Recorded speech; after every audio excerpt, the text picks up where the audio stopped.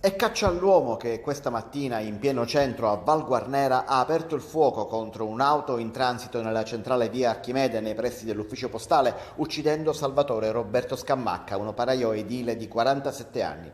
A sparare sarebbe stato Guglielmo Ruisi, 51 anni, poi fuggito. L'uomo viene ricercato ed è indicato come ancora armato. Un omicidio in pieno giorno in una via trafficata che ha causato il panico. L'auto condotta da Scammacca infatti è piombata nei pressi di piazza Aldo Moro sulla moto ape di un venditore ambulante di frutta e verdura, ferendo tanto il commerciante quanto una donna che stava acquistando dall'ambulante. La donna è stata trasportata in elisoccorso all'ospedale di Caltanissetta.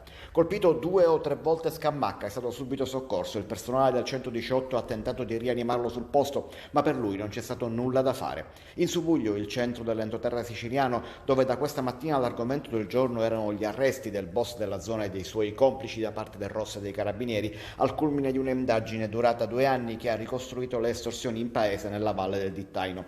Ora il delitto ha sostituito gli arresti sulla bocca di tutti, ma i due fatti, secondo gli investigatori, non sono per nulla collegati. Secondo i carabinieri a cui sono affidate le indagini, vittima e killer si conoscevano e il movente va ricercato in fatti di natura privata. Prima del delitto, infatti, fra i due ci sarebbe stata una lite, iniziata in un luogo non ancora identificato, continuata al bar e poi finita nel sangue quando Ruisi si sarebbe armato e avrebbe sparato contro Scammacca, che si allontanava in auto.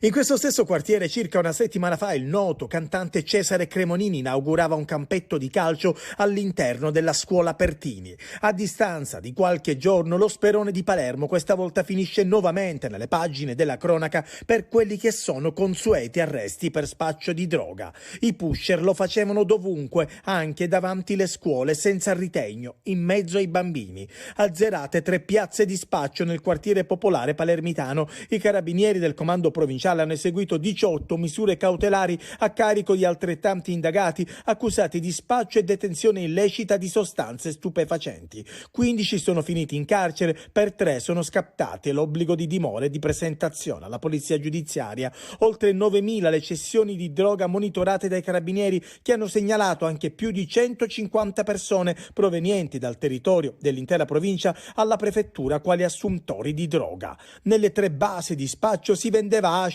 cocaina, crack e marijuana. Il volume d'affari era di circa 5.000 euro al giorno. I pusher, alcuni minorenni, facevano i turni e potevano contare su una rete di vedette che li avvertivano del passaggio delle forze dell'ordine. Oggi, infine, gli arresti.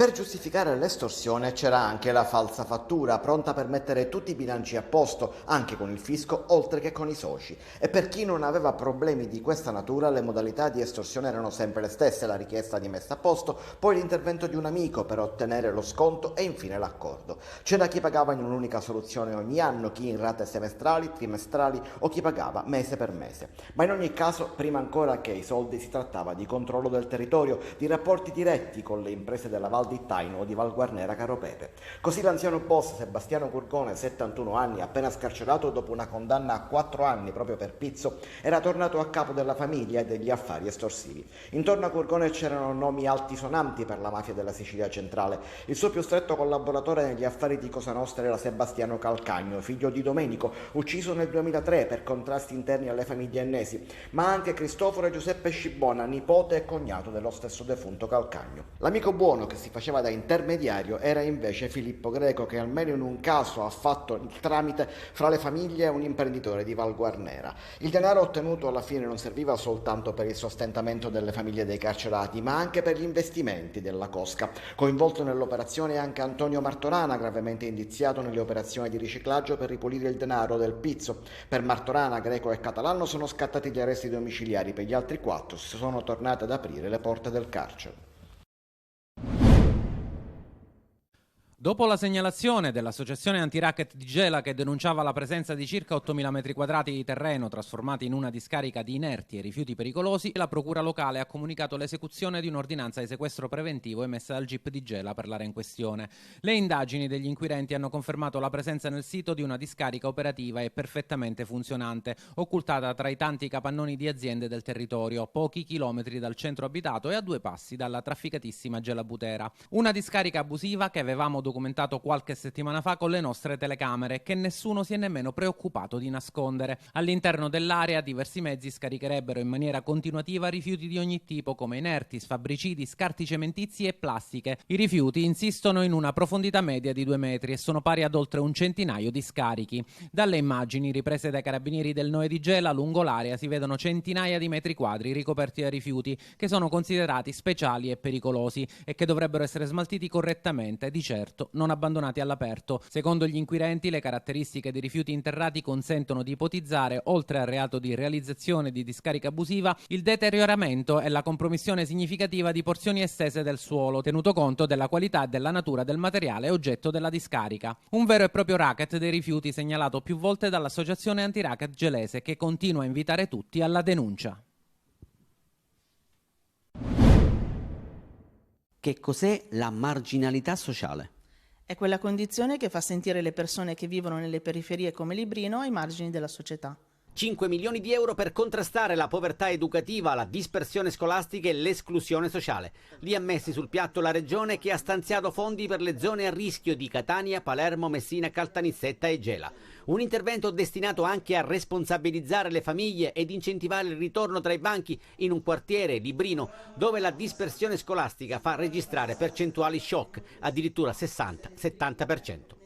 È un dato molto preoccupante ed è per questo che si cerca di lavorare con i bambini e con le famiglie per far capire loro l'importanza e il valore dell'educazione e della frequenza scolastica. Noi invece cerchiamo di, al di là dei progetti, di dare continuità a ciò che facciamo, al servizio che offriamo, proprio per stare sempre accanto a questi bambini e a queste famiglie dentro il loro reale quotidiano. Una missione per chi lavora e crede ancora nell'inclusione sociale. Lì dove anche soltanto un bambino possa considerare una via alternativa al proprio futuro, io credo che noi siamo riusciti nella nostra missione. L'obiettivo dell'assessorato regionale alle politiche sociali è stimolare la collaborazione pubblico-privato, affidando la concreta realizzazione ad organizzazioni ed associazioni di volontariato e del terzo settore. Talitacum è un esempio di collante sul territorio, con progetti mirati per bambini e genitori in difficoltà, affinché il grigiore all'esterno possa trasformarsi in tanti colori e in tanti aquiloni, pronti a spiccare il volo verso una nuova vita. Un'emergenza senza titoli di coda. Palermo continua ad essere assediata dai rifiuti, periferie e non solo, l'immondizia sovrasta strade e marciapiedi. E in tutto questo si registrano nuovi incendi di rifiuti allo Zen. La spazzatura non viene raccolta da giorni nelle periferie e i residenti danno fuoco ai cumuli maleodoranti di spazzatura. E così, se alla RAP gli assenteisti non lavoravano e preferivano andare al bar o fare la spesa, ci pensano direttamente gli alunni di una scuola superiore a ripulire una delle piazze del capoluogo siciliano. Qui siamo a Piazza Vittorio Bottego, a pochi passi dal Teatro Biondo, e questi giovani studenti della scuola Ferrara, armati di scopa e paletta, rimuovono i rifiuti dalla strada. È importante in questo momento, soprattutto nell'attualità, perché viviamo in un momento non solo di degrado a livello sociale, col pensiero, con l'idea, sempre col menefreismo che cresce sempre di più quando vediamo dei problemi. In questo caso è l'ambiente il quale è già detto e si sa già che non è infinito. I giovani primi si sbraccino per pulire l'ambiente in cui viviamo, per avere un'educazione che ci aiuti a crescere e che ci aiuti ad andare avanti in modo pulito, rispettando l'ambiente. Il centro storico di Palermo versa in condizioni non ottimali, rifiuti dovunque, e allora iniziative come questa assumono ancora più valore. Lo spirito di questa iniziativa, in collaborazione con la scuola Ferrara, gli studenti ruberanno mezz'ora della propria lezione per uscire in strada e trasmettere il bello e il pulito. On the road, come mi piace definirla, proprio sul campo. È chiaro che lo facciamo per sensibilizzare i ragazzi al bene comune, ma in sinergia con le istituzioni, perché le istituzioni ovviamente sono chiamate in causa e devono farsi parte attiva in questo processo.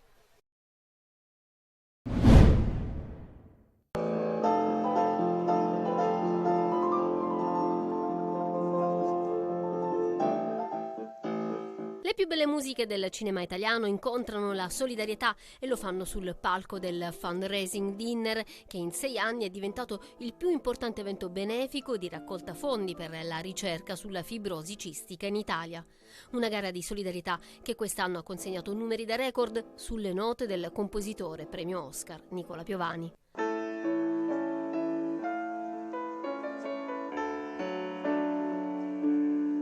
La musica, secondo me, è uno dei motivi per vivere, è un incentivo a sopravvivere. Poi se in casi come questo può servire a raccogliere contributi pratici, sono ancora più contento. Il Cuore dei Catanesi ha consentito di raccogliere 104.800 euro. La ricerca è importantissima per scoprire nuovi farmaci e donare qualità di vita a chi è affetto dalla malattia genetica più diffusa in Europa, che ancora non ha una cura risolutiva. C'è oggi un farmaco che è uscito 2 anni fa negli Stati Uniti, che oggi sta dando grandi risultati in Europa per il 70% dei ragazzi affetti da fibrosi cistica. Manca ancora quel 30% e noi stiamo lavorando affinché praticamente questo 30% possa un giorno risolvere il problema. La serata evento, organizzata dall'imprenditore catanese Claudio Miceli, ha il supporto di centinaia di sponsor e di un testimonial d'eccezione,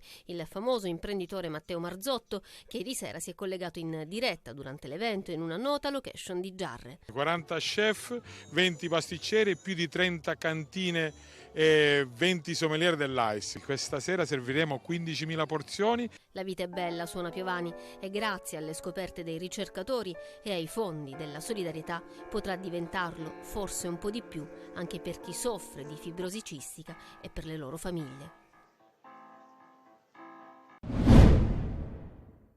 Il dato che non ti aspettavi, perché il Catania sull'effetto Massimino ci contava e come. 13.985 abbonati sono numeri da categorie superiori, avrebbero dovuto rappresentare la spinta di entusiasmo in più per la squadra dei Tabbiani. Invece a Piazza Spedini sono arrivate 2 sconfitte con Crotone e Foggia e il pareggio contro il Latino che non lascia certo il sorriso. I laziali hanno imbrigliato la manovra rossazzurra facendo emergere quelle difficoltà nella costruzione del gioco che si hanno quando l'avversario non concede spazi e occorre velocizzare l'azione per far arrivare più palloni giocabili possibili agli attaccanti. Aspetti, anche quello del gioco, che ieri sera sono stati approfonditi nel corso della trasmissione Corner, dove ospite era Samuel Di Carmine. Noi vorremmo sempre vincere tutto in casa con 18.000-20.000 tifosi, e poi è uno spettacolo giocare con un pubblico così, insomma.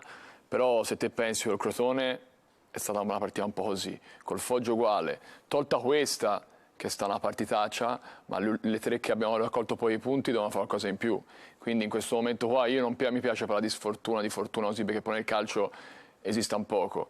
Però gli episodi in questi momenti ti girano anche un po', diciamo, a sfavore. Il Catania adesso è attesa alla prova della capolista. La trasferta di Castellammare di Stabia dovrà dare risposte, oltre che sotto il profilo dei risultati, anche dal punto di vista dell'interpretazione della gara da parte dei rossazzurri. Di fronte ci sarà una squadra che gioca ma che subisce poco, una rete soltanto in questo avvio di stagione. Conta più la testa come affronteremo la partita, che sicuramente troveremo una squadra difficile da affrontare. Io farò il massimo, ho sempre detto, per fare esultare i tifosi, e poi anche quello che mi porta a giocare a me, insomma.